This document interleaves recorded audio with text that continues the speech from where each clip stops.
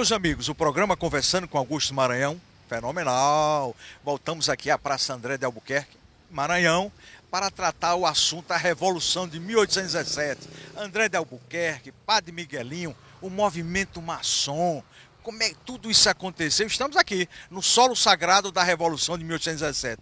Estamos com o grande autor, amigo, com o grande livro aqui, Cassimiro Júnior, a participação da capitania do Rio Grande do Norte e de maçons potiguares na Revolução Pernambucana de 1817. É isso, Cassimiro? Isso. Agradeço a oportunidade de estar aqui e vamos conversar. Vamos conversar. E outra coisa, olha quem está aqui do meu lado, ele, americano de quatro costados, amigo do peito, odontólogo, historiador, sociólogo, advogado e, além de tudo isso, apadrinhado de quem? Raul Fernandes, não é isso, doutor Carlos? Também. Você aumentando o meu salário e diminuindo os elogios, eu fico mensalmente satisfeito. Mas muito obrigado, é um prazer mais uma vez estar com você aqui e no contexto da maçonaria, colaborar com o nosso querido pesquisador Cassimiro Júnior. Valeu, turma, mas sem delongas, nosso programa aqui, vamos moendo logo. Aí, Cassimiro, estamos aqui. Como foi esse movimento de 1817 que agora fez 200 anos? Para dar início à questão do movimento, a gente tem que voltar à época. O que é que estava acontecendo naquele exato momento até chegar àquele ápice? Ideais iluministas, o sentimento republicano, as independências dos Estados Unidos, a independência dos Estados Unidos, a Revolução Francesa, bem como uma revolução silenciosa que estava ocorrendo naquele exato momento. Que danado foi isso? Que era a Revolução Industrial. A Revolução Industrial já estava nascendo. Estava nascendo e estava em pleno vapor. Então, naquela época, muitos dos nossos próceres estavam indo para beber diretamente na fonte, lá na Europa. E um exemplo que eu dou, vamos falar aqui da nossa terra, Padre Miguelinho.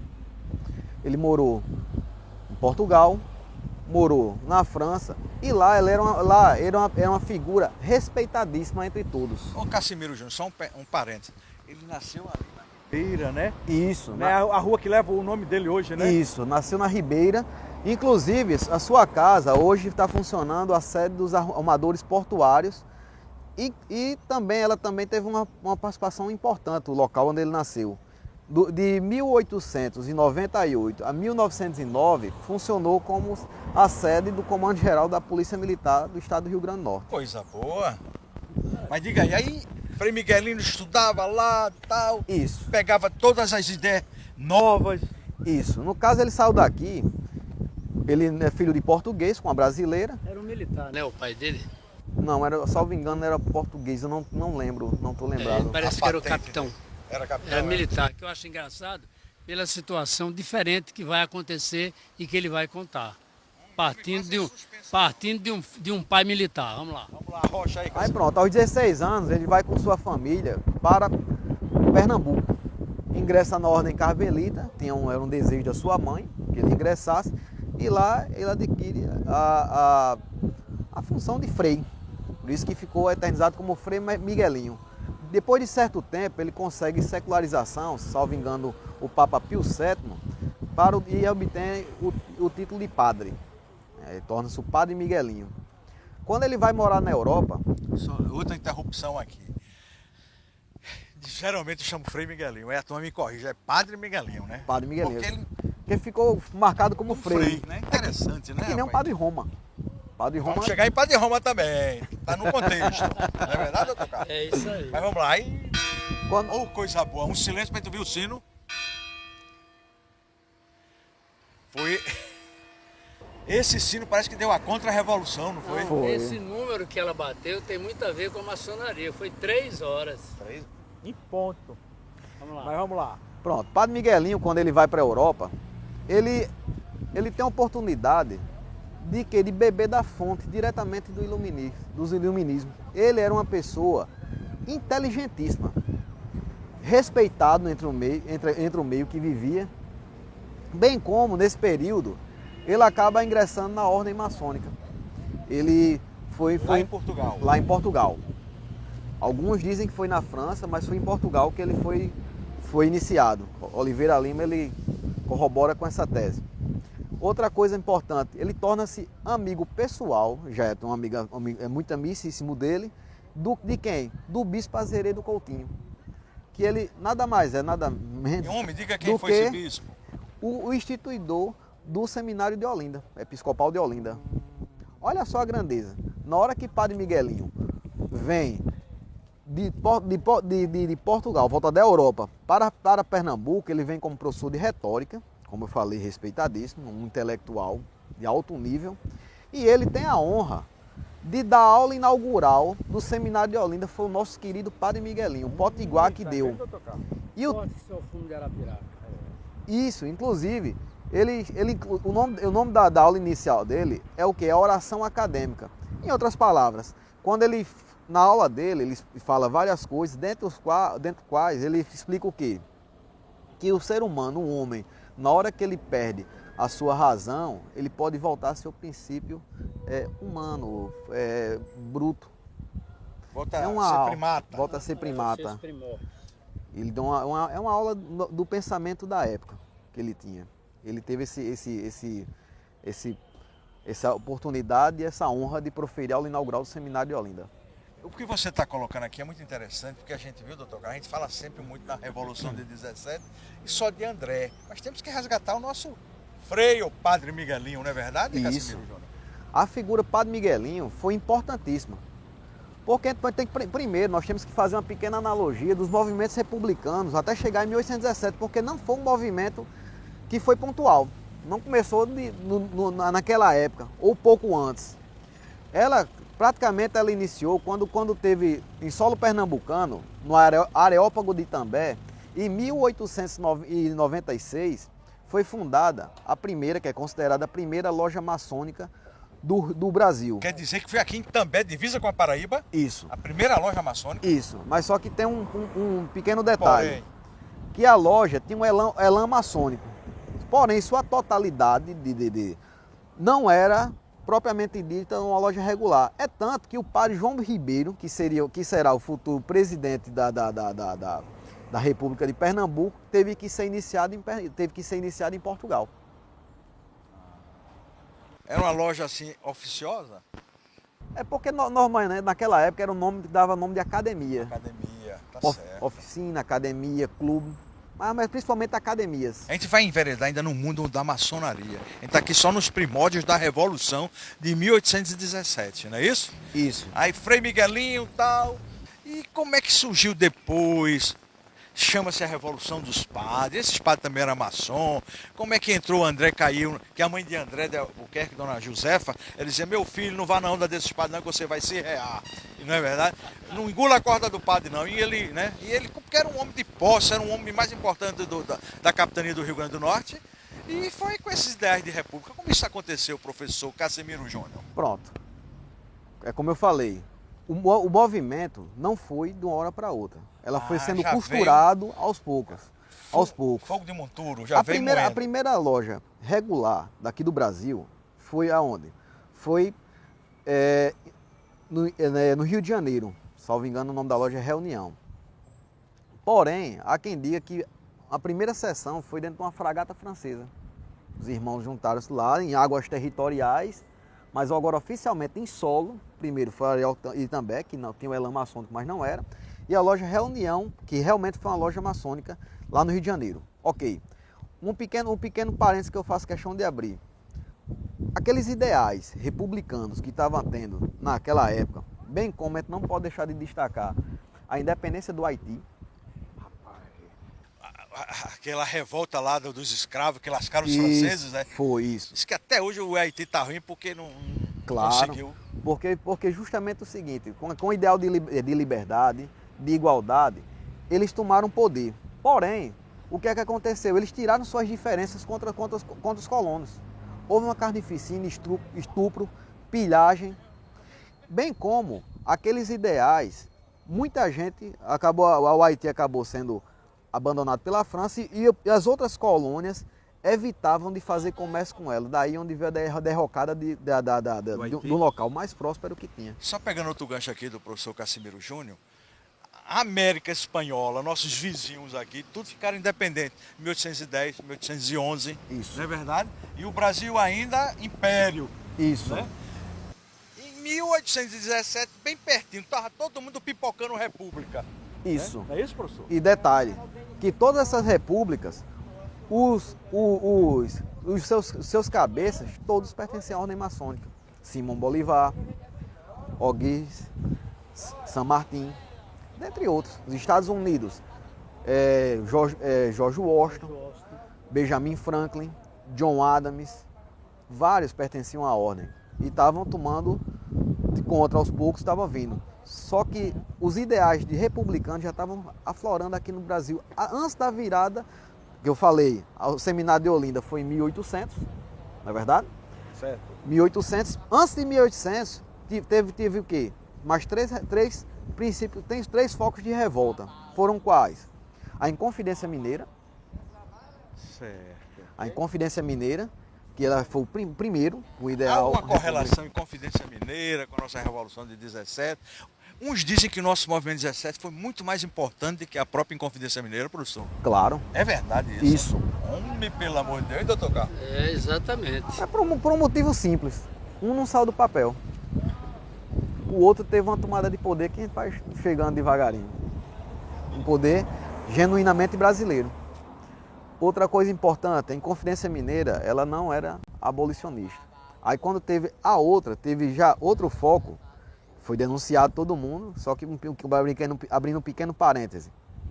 Os famosos delatores de Tiradentes, Joaquim Silvério dos Reis, dentre outros, eram portugueses. Aí fica a critério de cada um Fazer seu julgamento. fazer seu né? julgamento. Serão A delatores. logicidade mostra, o raciocínio coerente mostra o que ele acabou de dizer, que realmente é mais fundamentado o processo que aconteceu aqui. Outra pergunta ainda aqui. E por que o Nordeste, Pernambuco, Paraíba, Rio Grande do Norte tem essa ebulição? E isso não aconteceu pelo Sul, professor? Pronto. O que é que estava acontecendo? Quando eu faço questão de tocar nesses focos de resistência que houve antes, teve qual? A Conjuração Baiana, que foi importantíssima, que teve quem? Principalmente os alfaiates, por isso que tem a Revolução dos Alfaiates. Os principais líderes eram quem? O soldado José das Virgens, entre outros, e começou a elite, entre essa elite, começou a entrar a maçonaria, como Cipriano Barata. O nosso doutor Barata aqui da rua, lá na Ribeira? Isso, próprio. Homem, pelo amor de Então, Deus, diga isso acontece o quê? Que quando ela foi delatada, dessa vez foi delatada, acontece o quê? Que a parte da elite, ele pegou, salvo engano, 2 anos de prisão e uma boa parte foram executados. Açoites, que teve muitas pessoas, mas porém tem um detalhe, esse movimento era abolicionista, movimento. Agora, outro que é importantíssimo, que a gente não pode deixar de passar. Registrar. Isso, não pode deixar de registrar. A Conspiração Suassuna de 1901. Foi lá em Porpanda de Pernambuco, foi também? Isso. Ela foi no Engenho Suassuna, os irmãos Suassuna, que vai ter uma ligação muito forte com o Rio Grande do Norte, que foi Francisco Paulo Cavalcante, o coronel Suassuna e seus irmãos. Lá era um engenho concorrido, que funcionava uma academia maçônica, porém estava aquelas outras também, aquelas citadas, como o Areópago de Itambé, Puperto, entre outras. Nessa conspiração, novamente foi delatado e caiu por terra e vários foram presos. Irmão Suassuna, principalmente Francisco Paulo Cavalcante, pegou 4 anos. Que teve por aqui também, não teve? Teve. Aí a gente vai começar a fechar. Fechar o Círculo.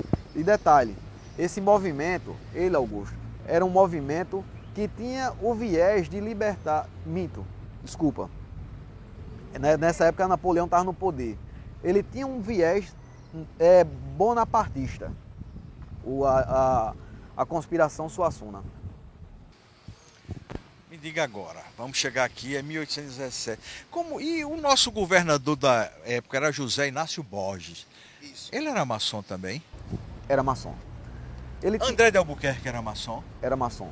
Frei Miguelino era maçom? Era maçom. E como houve essa divergência entre eles? Os irmãos maçons, mas um defendia o rei e outros queriam república. E como é que brigaram entre si? Como é que surgiu? Me diga aí os caminhos do nosso governador, José Inácio Borges. Parece que ele foi visitar André. Como foi essa história, professor? Pronto.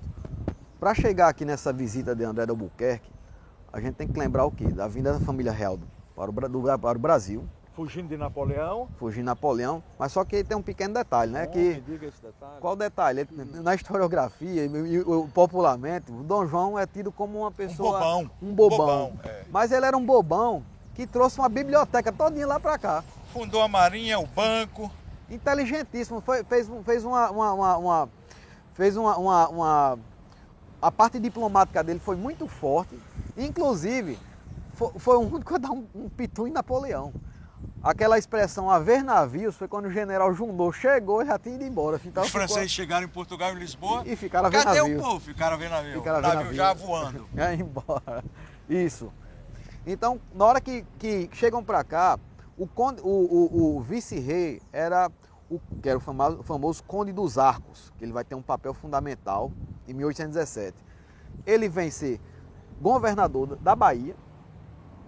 A capital fica no Rio de Janeiro, só que Bahia, Olinda e Recife perdem muita força política. Chegaram muitos portugueses e muitas pessoas daqui foram para perto dos louros da corte. Mas foi o Conde dos Arcos que botou para torar na Revolução, viu? Comeu metade de Pernambuco, né? Pernambuco perdeu território, perdeu o domínio de Paraíba, do Rio Grande do Norte, né? Foi o Conde dos Arcos que botou para torar. Não foi? Mas vamos lá. Aí eu quero saber isso aí, professor Cassimiro Júnior. Se todos os três, os principais líderes, revolução e contra-revolução, eram maçom, como é que se deu isso assim? Aí eu quero saber se eu não teve um acordo assim, não. Rapaz, irmão, a gente vai fazer república, mas tenha paciência. Aí o governador disse, irmão, não faça isso não, que você vai terminar me errando, o rei vai mandar a gente aqui, eu vou ter que dar em você. Houve essa confabulação, assim, bateram papo, confabulância. Em 1906 Isso, a 1911, quando reatou os laços com Portugal, o coronel Suassuna ele veio ser governador do Rio Grande do Norte. Foi anistiado. Foi anistiado e veio ser governador daqui do Rio Grande do Norte. Nesse período, ele funda duas academias. Academias, lojas maçônicas. O nome de fachada para a época. Uma em Goianinha e outra em São José de Mipibu. Bem pertinho. Isso. Outra coisa. A de Goianinha era onde? Salvo engano, no Engenho Estivas. No Estivas? E a de São José? Engenho Belém. Vocês não fiquem chateados, não. Era de dois primos. Era dois Albuquerque Maranhão. João de Estivas de Albuquerque Maranhão e Luiz de Albuquerque Maranhão do Engenho Belém. A turma fica maranhense. Augusto, você só fala dos seus parentes. Não. É a história. E Francisco e Paulo era primo parente também. É história, é história. História é história. Exatamente. Mas vamos lá. Aí fundou essas duas academias. Fundaram a academia. Aí só que a gente vai lembrar um pouco também, dar um pouco da carreira de José Inácio Borges, que é uma figura que ela esquecida da história, porém é de fundamental importância para o Rio Grande do Norte e para o movimento. Ele era sargento de milícias, veio para cá, ele era ajudante do governador Caetano Pinto Montenegro, veio para cá depois, no começo de mais ou menos final de 16 para 17, por aí. Esse quando cara ele esquecido chegou aqui no Rio Grande do Norte. Isso, e de suma importância. E quando ele veio para cá, só que ele tinha um ciclo muito forte com toda a elite pernambucana. E uma coisa importante, que ele, juntamente com André de Albuquerque Maranhão, João Alves Quental e o Padre Pinto, irmão do Padre Miguelinho, foram arrolados na devassa, por mais que não provaram nada, mas foram arrolados na Conspiração Suassuna de 1901. 16 anos atrás. 16 anos atrás.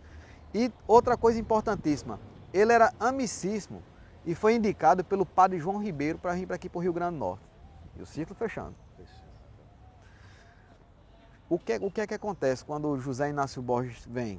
Ele tem uma conduta totalmente amigável com todos. Se aproxima. Boa praça, né? Boa praça. Foi promovido a tenente-coronel. Ou de sargento, é porque sargento também era um posto lá em cima, Era. né? Sargento Mó. Isso, aí foi promovida para tenente-coronel, foi o governador, e abri um pequeno parêntese. Você tem 10 minutos do primeiro tempo ainda. Ok. Nossa catedral, palco do batismo de Padre Miguelinho, palco da posse de José Inácio Borges e palco do túmulo de André de Albuquerque. Você tem que fazer uma pincelada. Pronto, mas aí eu quero que você, nesses 10 minutos do primeiro tempo, Zé Inácio foi lá em Goianinha, falou com o André. Dizem que foi na loja maçônica, na academia. Isso. Deve ter uma conversa mais ou menos assim: homem, rapaz, tira isso da cabeça, você vai me lascar, o rei vai ficar chateado comigo. É porque é o seguinte, quando teve a Revolução em Pernambuco, o Leão Coroado, ele mata o almirante e daí quando ele porque é o seguinte, dias antes teve numa festa em comemoração à Batalha dos Guararapes, teve uma festa e dessa festa teve um português que insultou brasileiros. Rapaz, ele tem razão. A nossa Revolução é 25 de abril. 19 de abril é a data da Batalha de Guararapes, bem pertinho um do outro, né? Era, comemorando a data festiva. Um português falou mal do brasileiro, um brasileiro chateou-se e teve uma confusão. Porém, o Caetano Pinto, acontece o quê? Que ele toma uma atitude, mas só que fragilizada, que alguns brasileiros dizem que ele favoreceu e os portugueses acharam ele fraco. Porém, um português vai e denuncia o ouvidor. Aí daí sai o mandado de prisão. Domingos José Martins, Padre João Ribeiro, Cruz Cabugá são presos. E quando chegou a vez dos militares, quando vão prendê-los, aí pronto, o Leão Coroado. Aqui não veio não. Deu uma estocada no Marechal, matou e daí teve início a Revolução. Na época houve um caos em Pernambuco. Era sino dobrando na igreja, repiques. Um caos, presos foram soltos. Teve foi um rebuliço grande. Isso chegou aqui Com pouco tempo. Porque na hora que tem o caos, o governador foge para a Fortaleza do Brum. Certo, lá em Pernambuco, lá em Recife. Pernambuco. Tira as guarnições que vão, inclusive, salvo engano, o capitão Thibault do La Louise, do Laville, francês, ele estava lá e se dispôs até a ajudar na contra-revolução. Porém, quando ele desceu, notou que ele ficou só, ele voltou de novo, embarcou. Houve uma foto, estava um caos, por cerca de 60 pessoas. Só lhe interrompendo, professor Cassimiro Júnior. A Revolução estourou em Pernambuco. A notícia chega aqui. O que é que faz Inácio Borges? Vou procurar o cara mais valente da capitania, mais abonado, que tinha milícia. Tinha, né? Soldados particulares. Corre para Goianinha para falar com o André. Isso. André escuta, mas já estava recebendo pelos padres a informação: prende o governador que a Revolução a gente vai fazer. O governador corre e vai pernoitar no Engenho Belém do primo de André, de Luiz Maranhão. Aí chega lá, pega Inácio Borges, prende e faz a Revolução aqui. Agora só que é o seguinte. Vá para os detalhes. Começaram o quê? Na hora que tem a tomada de poder, Padre Miguelinho foi um dos articulistas, inclusive ele era o governador. O Padre Miguelinho está em Pernambuco. Está em Pernambuco nessa época. Ele foi o secretário-geral da Revolução. Entre os 5 membros, destaca os 3 principais, que era representante dos militares, que era Domingo Teotônio Jorge, Padre João Ribeiro, o clero, que era o presidente da República que estava se instalando, bem como tinha também o Domingos José Martins, que representava o comerciante, o capixaba. Acontece o quê? Só que Domingos José Martins tinha uma conexão muito forte na Inglaterra, ele veio de lá. Tomado poder, começa o quê? Circular as notícias. O que é que Padre Miguelinho faz depois da tomada de poder? Outra coisa importante e virtude dele, que é pouco lembrado. O que é que ele faz? Ele é que redige a proclamação ao povo.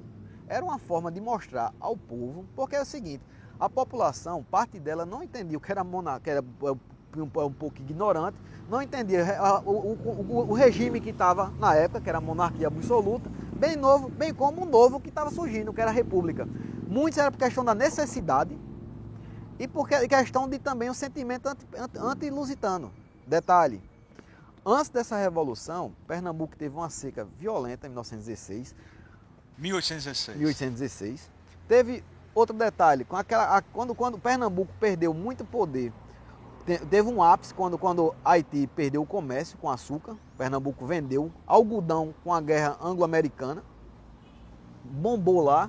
Só que na hora que começaram, Inglaterra e Estados Unidos reataram seus laços comerciais, o algodão caiu. Começaram a se reinventar. O açúcar começou a ser substituído fora pela beterraba. E O começou professor Casimiro sabe tudo. começou a dar uma derrocada financeira aqui em Pernambuco. Uma coisa importante que a gente não pode deixar passar. Homem, pelo amor de Deus, diga logo. Portugal estava com duas frentes beligerantes na fronteira sul, na região do Uruguai, bem como, para se vingar do que houve com a França, fez com ele, Dom João mandou invadir a parte norte da Guiana Francesa. A Guiana Francesa. Você tem abacate e fruta-pão dessa investida de Dom João, viu? Isso.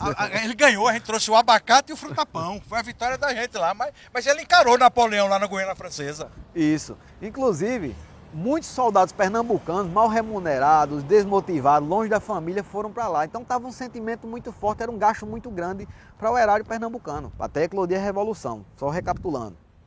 Uma coisa importante que a gente não pode deixar de escapar, o sentimento patriota era tão grande, nacionalista, que a hoxa começou a ser feita, em vez de trigo, com farinha de mandioca. E o vinho foi substituído pela cachaça. Uma coisa... Homem, não diga isso não, que a turma hoje vai querer ser nacionalista de novo. Outra coisa, com a proclamação ao povo, de Padre Miguelinho, voltando, porque tem a história, vai e volta várias vezes, acaba ficando, assim. acaba ficando muito redundante, mas é porque é assim mesmo. Vai um ponto aqui e lembra de outro aqui que acaba voltando, mas é importante.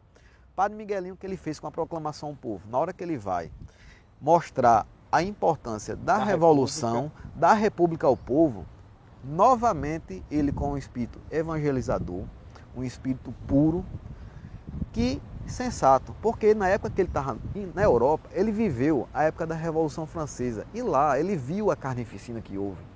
Ele não queria trazer para solo pernambucano o que houve, não queria saber. Guilhotina, o escambau, morte, depredação, profanação, foi uma Exatamente. anarquia. Uma anarquia Anarquia. total. Vamos falar isso dando uma banhazinha aqui Pronto, e tal. inclusive na proclamação, ele incentiva os brasileiros a não tirar suas diferenças contra os portugueses. É tanto que na hora que vai ter a bênção à bandeira, uns pequenos detalhes, na bênção à bandeira, fazem um altar voltado para o Oriente sob a luz do sol. E A simbologia disso. a simbologia muito forte, inclusive em armas, com a bandeira nova que estava chegando para ser apresentada, a bandeira Que de é hoje a Pernambuco. bandeira de Pernambuco. Isso, essa aqui. Então acontece o quê? O Padre Miguelinho faz 2 minutos para encerrar o primeiro tempo. Conclua seu raciocínio. Claro. Pronto. Então, o Padre Miguelinho tinha isso.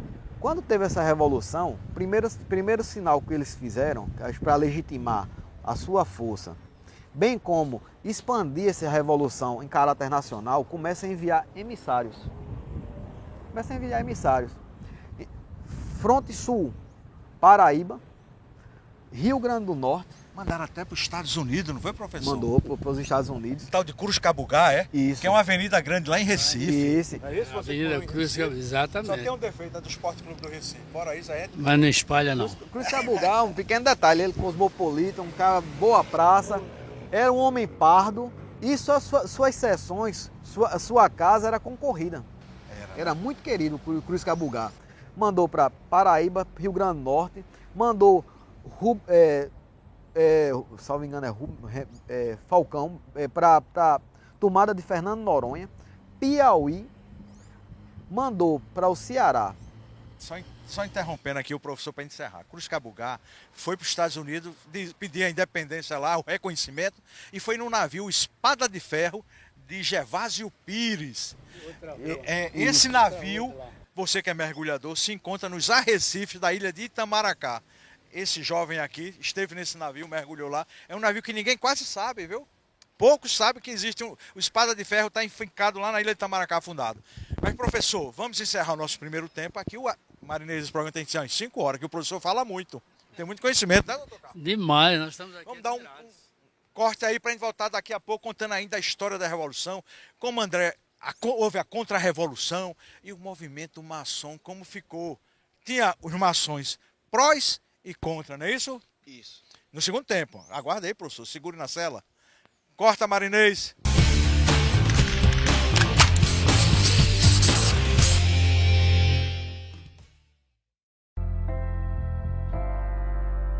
Eu espero voltar para minha casa. Você sonha em voltar para sua casa? Você acha que isso pode acontecer ainda? É uma realidade da vida, né? Nenhuma família vai querer um jovem que esteja num abrigo, que tenha vários perfis de adolescentes, de várias formas, várias vivências. Eu acho que é uma das coisas que eu mais sinto falta, que é da minha família.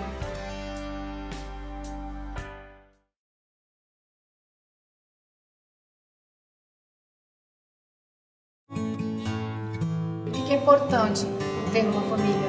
Ter amor e carinho. Eu queria ser mãe, né? Então, independente de qual idade dessa criança, qual a cor dessa criança, qual o sexo dessa criança. Deus me ajudou e me deu a família. E meu irmão, que foi minha chave, que abriu minha porta e me deu uma família. Hoje eu não tenho mais medo porque eu tenho uma pessoa que cuida de mim.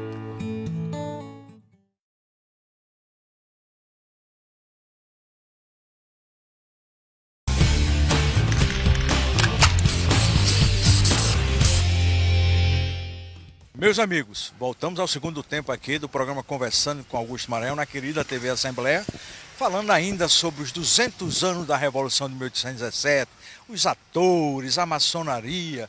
Estamos aqui com o professor Cassimiro Júnior e com o professor Carlos Gurgel, essa estrela do nosso querido América Futebol Clube.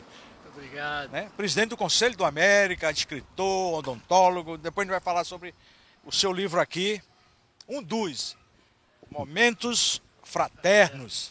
Não é isso, professor? Ok. Mas vamos nos concentrar no nosso querido. Aqui, professor Cassimiro Júnior. Aí mandaram os emissários para fora para dizer: apoiem a revolução, nós somos uma unidade agora federativa, república. Foi isso, professor Cassimiro? Foi.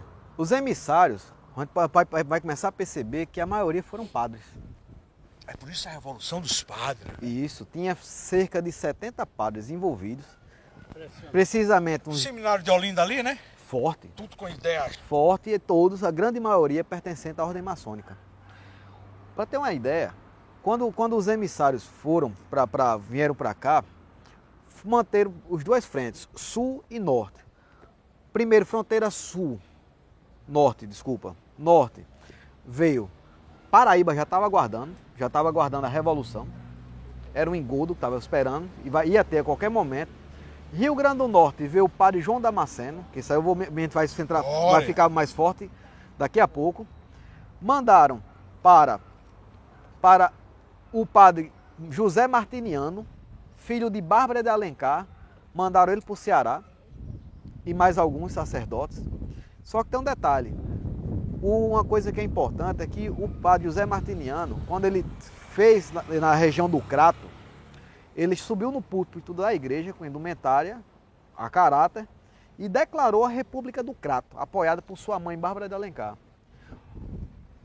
O movimento no Ceará foi um movimento discreto. Durou apenas 8 dias, mas não deixou de ter sua importância. Porém, uma coisa que a gente tem que deixar claro, que a família Alencar, ela produziu a primeira presa política da história do Brasil, que foi Bárbara de Alencar. Desceu para a Revolução, subiu para o Piauí, do foco 2 dias, caiu. Barros Falcão, também era um pedreiro livre, era um maçom, que é o nome para maçom.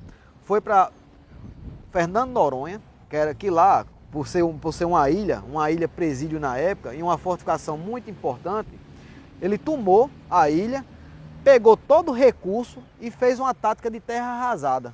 Para que na hora que houvesse uma contra-revolução, o camarada chegasse lá... Que tática é essa, professor Cassimiro? A tática de terra arrasada, o que significa isso? Literalmente destruir tudo. Foi muito... Derrubar árvore. Tudo, colheita, acabar com tudo, para que o inimigo, quando chegar para uma contra-revolução, ele pegar tudo escasso. Água envenenada, água suja, os seus meios de subsistência destruídos. E trouxeram material e os homens para cá.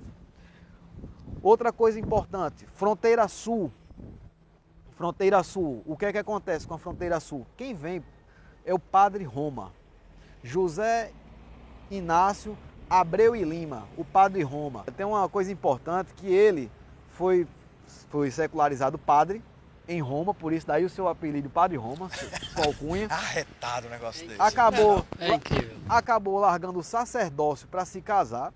Homem, porém, pelo amor de o seu apelido de Padre Roma, né, a alcunha dele continuou. Ele mesmo casado, fazendo menino, Padre Fazendo Roma. menino. Ele é o pai de General Abreu Lima, Abreu homem que Lima. libertou lá a Bolívia, Colômbia, o Escambau. Isso. Não é verdade? Isso, General Abreu Lima. Aquele que o Hugo Chávez veio com Lula fazer lá em Abreu Lima, antes de chegar de Recife, inaugurou aquele busto dele. Né? A refinaria. É o filho do Padre Roma. Esse padre era danado. Isso, inclusive o Padre Roma, como foi um herói, um dos cérebros da Revolução, ele desceu para Alagoas. Lá também houve um pequeno foco de resistência que caiu e o governador automaticamente separou Alagoas, que pertencia a Pernambuco, à Bahia. Padre Roma... Não, Pernambuco lascou-se todinho nessa revolução. Saiu derrotado, saiu destruído. Não vou nem falar que os Albuquerque Maranhão foi que lascaram-se todinho mais ainda. Foi. Inclusive, uma coisa que é importante, que quando o Padre Roma chega na Bahia, ele fica num navio. Logo é denunciado para esse navio que ele estaria ali. Professora, dê uma palavrinha aqui. Estamos aqui com a escola estadual Pedro II, da cidade de Lages, a cidade da primeira Lages, que a gente vai ver lá os trilhos do trem de Lages. A cidade da primeira prefeita mulher da América Latina, Alzira Soriano, viu? Isso. Nós viemos aqui conhecer a catedral, estamos aqui falando sobre a biblioteca. Diga aí, turma, aqui para dar um alô aqui na turma. Festival Literário de Natal.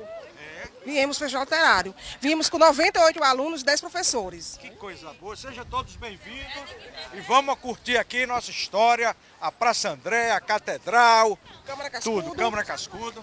Sejam bem-vindos, que coisa boa. Dê um abraço lá, turma.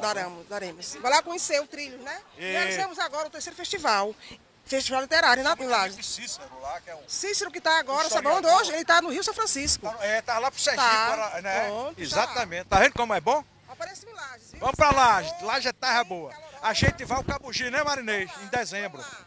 Pois nos procurem lá, né? Bom, Bolândia, Pedro II, que vai ter um lugar para Vamos lá, turma. Obrigado, hein? Valeu, galera. É a universidade, né? A TV Assembleia, a nossa querida TV Assembleia. Mas vamos lá, tá vendo como é? Aqui é ao vivo, professor. Pois é, isso aqui é emocionante, são essas coisas que só acontecem mesmo com a TV Assembleia e você à frente do programa. Augusto, você é um baluarte. O importante aqui, quem costuma assistir seus programas no YouTube, o interessante é que, naturalmente, o povo se aproxima. Escolas vêm. Aqui não tem script, não. Faz na hora. Isso, é muito importante e é aquela história. Naturalmente, há uma interação do povo norte-rio-grandense com o seu programa. Isso é bacana. Obrigado. Voltando aqui a nossa Padre Roma. Padre Roma. O que é que acontece com o Padre Roma? Padre Roma, ele vai vai tentar fazer a revolução para a Bahia. Só que lá o Conde dos Arcos... Esse é um nó cego. Esse aí é caba brabo. Baiano. Seu conterrâneo nó cego. Ele é um caba brabo. O que é que acontece? Ele assedia todas as lojas maçônicas da Bahia. Principalmente, ele chega e pontua cada um. Eu sei quem é você, quem são cada um de vocês. Se aderir, se ré. Se aderir, corte-lhe a cabeça. Inclusive, chega o recado era esse. Chega para Cipriano Barata, diz no ouvidinho dele, fica na tua. Baixa a bola, doutor. Baixa a bola. Padre Roma vai para lá. Quando é denunciado e capturado. Só que tem um detalhe. Antes disso, o Conde dos Arcos faz uma proclamação ao povo baiano. Na hora que Padre Roma, olha a grandeza do Padre Roma, é preso, antes de ser preso, ele começa a destruir documentos. E um dos poucos documentos que sobrevivem é justamente uma proclamação que ele está levando de Pernambuco, convocando o povo da Bahia a aderir ao movimento republicano. Sumariamente, Padre Roma vai ser fuzilado. Só que tem um detalhe, é fuzilado no Campo da Pólvora, na presença do seu filho, o então capitão Abreu e Lima. Inácio de Abreu e Lima. José Inácio de Abreu e Lima. Na presença do seu filho, que estava preso na época. Ele é fuzilado na frente do filho dele. Rapaz, já imaginou um negócio desse? Já imaginou a crueldade do conde? A revolução já morreu da Bahia para cá. Então vamos subir agora. Outra coisa importantíssima, antes de chegar aqui no Rio Grande do Norte, o que é que os revolucionários fazem? Atrás de busca internacional, ele manda para os dois principais focos, Cruz Cabugá, vai para os Estados Unidos. Um dos encontros importantes é com o ex-presidente John Adams, na época era um ex-presidente, e com algumas pessoas do ciclo maçônico. Vai atrás de armas, vai atrás de algumas coisas, inclusive ele mantém contatos com bonapartistas que estão lá. Um deles é o filho do Conde de Pentecolar. Outra coisa importantíssima, a gente vai voltar agora 7 anos. Tocar até no assunto do livro nosso querido Flávio Gameleira, que fez o livro da parte de Henry Costa. Um abraço, meu amigo Flávio. Flávio, a gente precisa entrevistar você também. Isso.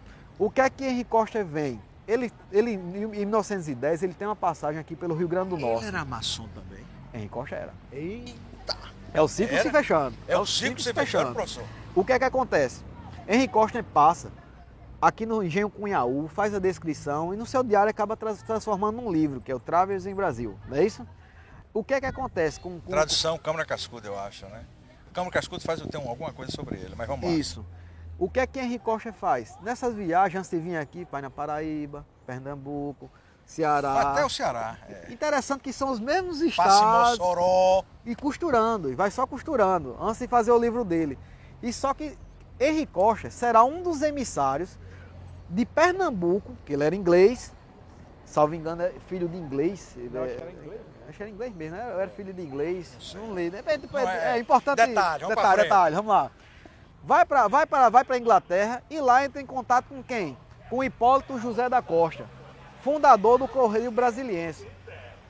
E detalhe, Hipólito José da Costa hoje é considerado o patriarca da imprensa brasileira.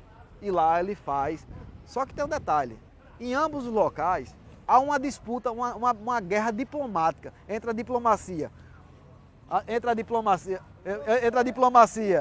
portuguesa e a diplomacia do novo país. Inclusive eles levam a bandeira. Essa bandeira, a gente fazer um pequeno detalhe aqui, o arco-íris... Vem cá para dar uma palavrinha. Vai lá. O arco-íris simboliza a amizade, a união que a nova nação estava para oferecer. O sol era o astro-rei que iluminava os habitantes de Pernambuco e o solo pernambucano. Lembra que tudo isso era Pernambuco, era a república. Não era... As estrelas, a cruz, o nome de batismo do Brasil. As estrelas, importante, Pernambuco, Paraíba e Rio Grande do Norte. E Rio Grande do Norte. Há fontes históricas que dizem que é Ceará. Não é. É Paraíba? Não, Pernambuco, Paraíba, Rio Grande do Norte. Algumas fontes dizem erroneamente que é Ceará, mas não é. É nossa. O próprio Muniz Tavares, foi o cara que estava na hora. Estava na hora, ele diz e é corroborado por Oliveira Lima, é nosso. Inclusive aqui no estado, totalmente uma tomada de poder. Lá não, foi um local pontual, na região do Crato, que inclusive ficou famoso como a República do Crato. Aqui, ó, homem que registra tudo aqui, ó. Ia passando aqui, você... Na Ribeira... Eu moro aqui no Centro Velho, né? Já tivemos ali naquele encontro aqui, não foi? Na Praça do Junteiro da praça, que todo mês tem o Junteiro dos Poetas, né? Todo poeta, artesanato, todas... O programa é bom assim, vai passando, entra no ar. Exatamente. Obrigado, nada. Estamos para o seu vídeo. Pronto, agora vamos chegar agora no Rio Grande do Norte. Nós temos ainda 15 minutos para encerrar a Revolução. Então vamos lá, Rio Grande do Norte, o que é que acontece? Importante, chega aqui o padre João Damasceno Xavier Carneiro. Quando ele vem aqui para o Rio Grande do Norte, ele vem com a incumbência de ter uma amizade muito forte com os Albuquerque Maranhão para causar a Revolução. Porém, quando chega a Revolução aqui, Inácio Borges dá um consenso que todo mundo uns ficam para lá, outros para cá, e existe aquela questão que José Inácio Borges faz uma proclamação aqui dizendo que não faz isso. O que é a providência que José Inácio Borges toma, no primeiro momento? Separa o Rio Grande do Norte de Pernambuco. A independência do Rio Grande do Norte foi aí. José Inácio Borges, um homem esquecido pelo Rio Grande do Norte. Separa, tira velas de embarcação, manda incube André de Albuquerque de fortalecer a fronteira sul da capitania, esperando tropas paraibanas que vieram atacar, arma os índios de Extremóis, ele toma uma série de medidas. Porém, com o tempo, ele e André de Albuquerque, os dois homens mais poderosos da capitania, vão trocando ofícios. Só que esses ofícios começam a ficar um negócio meio fraco, um negócio meio insosso. O que é que José Inácio Borges faz? Simplesmente ele sai daqui, junto com um servidor dele, e vai fazer uma visita... Peraí, quer dizer, com o governador, vai ele dois? Não Ele- tem comitiva não? Não, Gabinete sozinho. civil, gabinete Não, militar? sozinho. Só ele- Mas por que isso, professor? Aí pronto. Aí que tá aí onde está métier, né? onde está o pulo do gato. Ele vai para lá. Tem um encontro justamente no Engenho Estivas, lá em Goianinha, com José Inácio, com André de Albuquerque. Ficam reunidos numa sala cerca de 2 horas os dois homens mais poderosos do Rio Grande do Norte. Isso no dia 24 de março de 1817. Acontece o quê? Na hora que tem esse encontro, vão embora e só que, como já era tarde, onde é que por acaso José Inácio Borges vai pernoitar? No Engenho Belém. Do primo de André. André. Em uma das academias. Coincidência, né? Coincidência. Coincidência. Pronto. Quando é na madrugada do dia 24, André de Albuquerque Maranhão, cerca com mais de 400 homens a cavalo, vem em direção dele, cerca o engenho e o prende. O que é que acontece? É proclamada a República. O primeiro local de República daqui do Rio Grande do Norte. Chama-se Engenho Belém. Engenho Belém, em São José de Mipibu. Lá durou 3 dias. O que é que ele faz? Ele convoca a nata da sociedade, Feliciano José Dornelas, que era o vigário da cidade, convoca vários homens poderosos para ir para São José, para de lá chegar aqui marchando triunfante para tomar a capital Potiguar. Olha um pequeno detalhe. Que cena arretada. Isso. Importante frisar, no nosso hino, pouca gente sabe, a Revolução de 1817 é citada 2 vezes. Miguelinho, Padre Miguelinho, é citado algumas vezes e tem uma parte que diz: tua glória flutua em Belém. Engenho Belém. Isso. Mas, professor, eu nunca tinha percebido isso, doutor Carlos. Nem eu também. Admirável isso. Inclusive, o hino de Pernambuco tem um trecho lá que, salvo engano, Nova Roma de bravos guerreiros, fazendo Essa Roma, é a Roma ou é o Padre Roma? a analogia Padre Roma e a Nova Roma é o filho. Mesmo? Eu não tenho certeza, mas sempre for fazer uma analogia, Pode ser. e uma coisa importante que a gente tem que deixar registrado. Dia 6 de março, que foi o dia da tomada de poder, o dia da Revolução, dia 20 de agosto, no Brasil, depois a gente vai chegar lá, é comemorado o dia do maçom do Brasil, brasileiro. Lá em Pernambuco, é comemorado o dia do maçom no dia 6 de março, o dia da Revolução. É mesmo? Isso. Nessa época tá bombando de festividade, a gente vai chegar A gente a chega diferença lá, né? de lá para cá. Aí, professor, pronto. André chegou triunfalmente aqui. Isso. E como ocorreu a contra-revolução, professor? Acelere, que o programa está acabando. Então vamos lá. Então segura o programa mais um bocadinho. Vamos lá. O que é que acontece? Quando André toma o poder, encontra uma população diferente da Paraíba e Pernambuco, que estava festa, estava em ebulição, pega uma população atônita, pacata, e uma população que pegou desprevenido, que não estava esperando aquilo. O homem mais poderoso daqui do Rio Grande do Norte, muitos historiadores, alguns clássicos, falam muito, dá a entender que Feliciano José Dornelas era o seu mentor. Mas só que, vamos ser sinceros, o homem já, o senhor da casa de Cunhaú, 40 e poucos anos de idade, 40 anos de idade, que foi registro de morte. No ponto do... No ápice da sua vida. Coronel de milícias. Tinha tudo. Ele também não era tão bobo como muitos acham. Ele aderiu à Revolução. Ele teve seu momento de grandeza. Porém, ele não tinha um brilho necessário que muitos tinham. Em pouco tempo teve uma desavença. O professor Cassimiro agora deu na ferida, viu? Exatamente. Faltou o brilho, o carisma. Isso. Né? Em pouco tempo teve uma desavença dele com a companhia de linha, com o Germano Costa. O que é que acontece? Muitos que o apoiaram, inclusive eram maçons, começaram a tramar contra a Revolução. E esse negócio está dando certo não houve nenhuma modificação, tá mole. Posso abrir um parêntese importante? Só que para mim, doutor Carlos, Importantíssimo. Muita gente, fizeram até uma pergunta naquele dia do seminário, perguntaram se o que é que a gente acharia se tivesse uma revolução que fosse vitoriosa. Nesse período, aqui caiu o primeiro, a gente vai chegar na morte de André de Albuquerque, já começou a ter desavenças entre Paraíba e Pernambuco. Em 10 anos, os dois iam entrar em confronto. E aqui ia virar totalmente republiqueta. A gente tem que ter o nosso... Essa consciência, né? A consciência importante do registro histórico, porém, a unidade territorial que foi mantida, a gente também não pode esquecer dos nossos heróis que seguraram isso aí também. Tem os dois lados da moeda. O que é que acontece com a queda de André de Albuquerque? Houve repique de 9 badaladas, aqui na Igreja Matriz. A sede do governo provisório era aqui, onde é o Memorial Câmara Cascudo. André estava lá em cima, no primeiro andar, sozinho despachando. Só em cima, chegou alguns assessores, entre eles José Leite Pinho, e acontece o quê? Há uma covardia, manda ele gritar, da Viva é o rei, isso, e manda gritar. Uma espadada uma aqui na virilha dele. Isso, na ele virilha. segura, quando puxa, tora os dedos. Os dedos, inclusive, ele dá ao vivo, mas sob coação.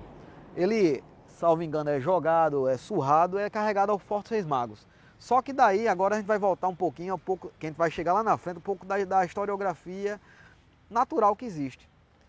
Quando ele chega no Forte Reis Magos, aqui já é um pouco a historiografia oral, a história oral.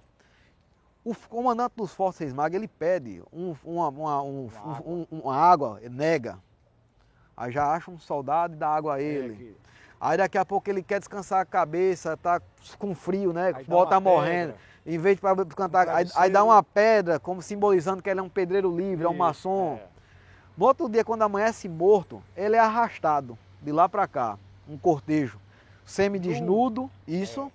E no meio do cortejo, aparece Dona Rita Coelho, para e cobre. Aí pronto. Aí a gente vai voltar aqui mais para frente, que é uma coisa importantíssima. Por quê? Registro histórico. O que é importante? Naturalmente, houve a queda aqui, depois a queda na Paraíba, depois a queda em Pernambuco. Pernambuco veio por duas frentes. Veio por Marechal Congominho, pela força expedicionária por terra, e o almirante Rodrigo Lobo cercou o porto do Recife. Ameaçou bombardear, houve ofício multos para tentar um armistício, só que acontece algo importantíssimo. Todo o poder ficou na mão do Domingos Teotônio Jorge. Ficou para ele, que ele era um militar experiente, para fazer a contra-revolução. O que é que eles fazem? Ele ameaçou incendiar Recife, mas só que ele não ia fazer isso. Ele foi um blefe. Era o H dele. Aí acontece o quê?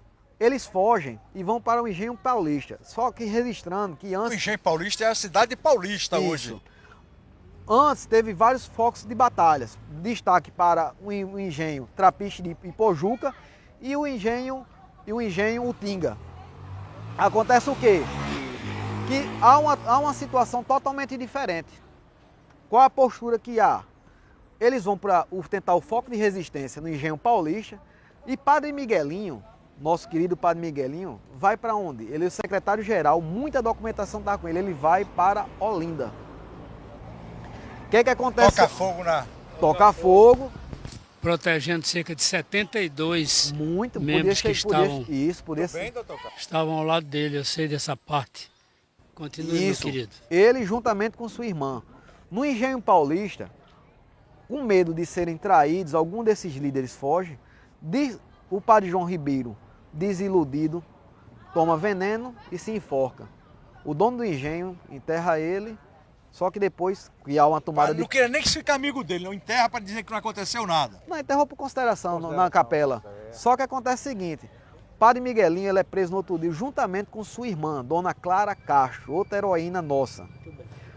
As duas primeiras presas políticas, a primeira foi Bárbara de Alencar e a segunda Clara Castro, Potiguar. Clara Castro foi presa nesse movimento. E Padre Miguelinho vai para a Bahia. Ela passa 2 anos presa, Bárbara de Alencar passa 4. Quando há tomada de poder, a contra-revolução, então começa digamos, uma pedagogia do poder, uma pedagogia macabra. Desenterram o Padre João Ribeiro, esquartejam ele, vários, como exemplo, cortam as mãos para não pegar em arma, cortam cabeças para não pensar, e assim sucessivamente. Aqui tivemos 4 vítimas. Aqui, Padre Miguelinho, que estava lá, no Norte Rio Grandense.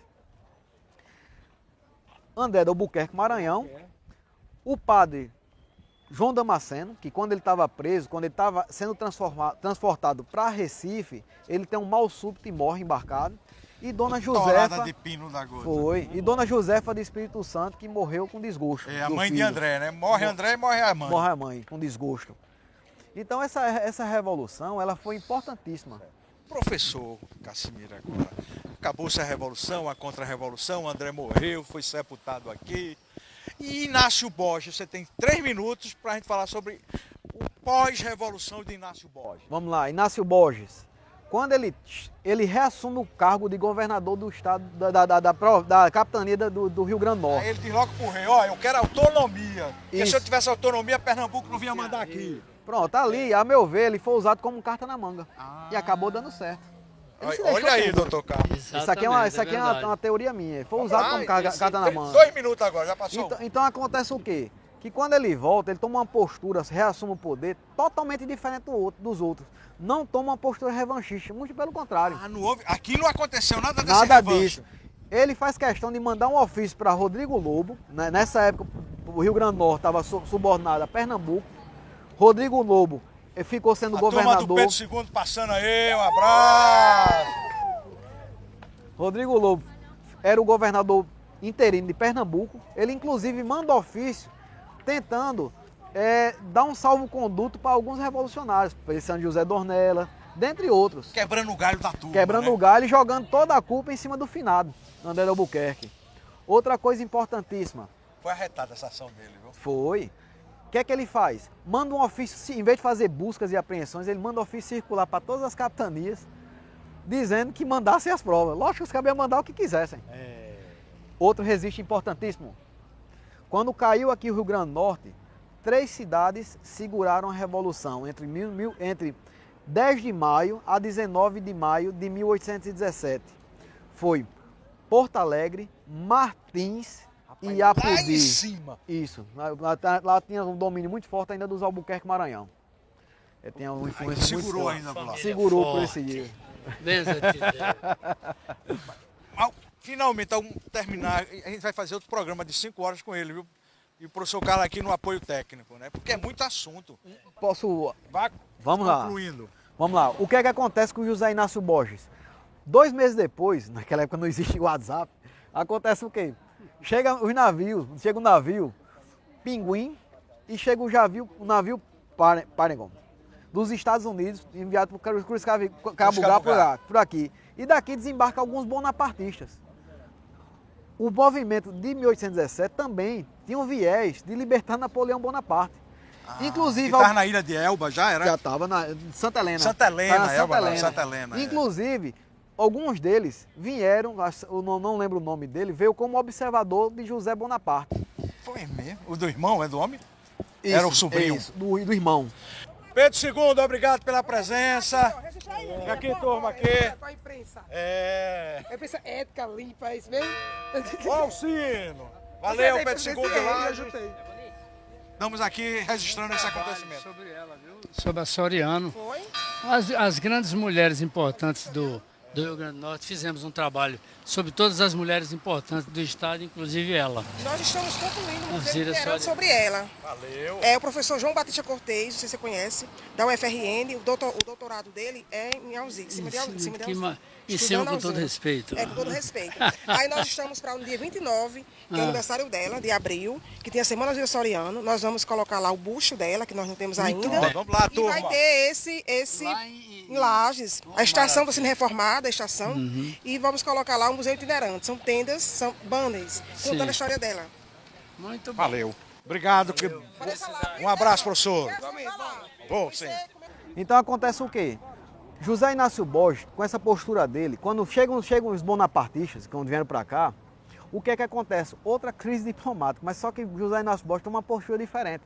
Pega esses camaradas, fica amigo de todo mundo, fica amigo de todas as pessoas, inclusive dá salvo-conduto para eles andarem pelo Brasil.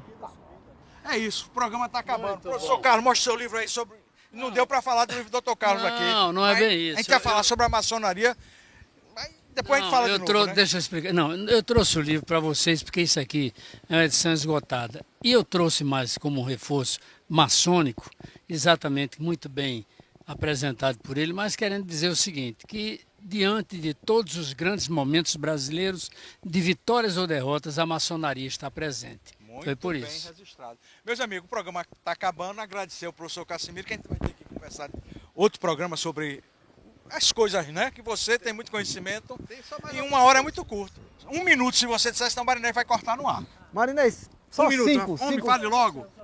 Então, vamos lá. Quando tem a Revolução, naturalmente, ela cai no esquecimento. Era natural que não tivesse um jacobinismo como houve várias revoluções depois. Na hora que tem a proclamação da República, esses movimentos começam a voltar à tona. Tipo, legitimar o novo regime que estava entrando. Tipo, nós já pensávamos na República muito antes de nós proclamarmos. Essas pessoas começaram a ressurgir, todas. Inclusive, deixar registrada a importância de que a gente fez aquela diferença simples entre a Inconfidência, ela está no que é o ápice, porque é a primeira. Essa revolução que foi muito mais importante, durou 74 dias, genuinamente brasileira, essa revolução, e ela foi tão importantíssima que ela, em 5 anos, houve a independência do Brasil, e esses revoltosos, que sobreviveram muito graças a Padre Roma, Padre Miguelinho, a José Inácio Borges, dentre outros, fizeram a Confederação do Equador de 1824. Outra lapada. Outra lapada grande. Meus amigos, o programa acabou. A maçonaria presente, sempre. Isso. Isso. Um abraço fraterno aqui, que os maçons, né, falam, né? Abraço fraterno. Né? É, um tríplice fraternal abraço. Fraternal abraço. É isso. Posso... Então, obrigado pela audiência. Vamos regravar outro dia, porque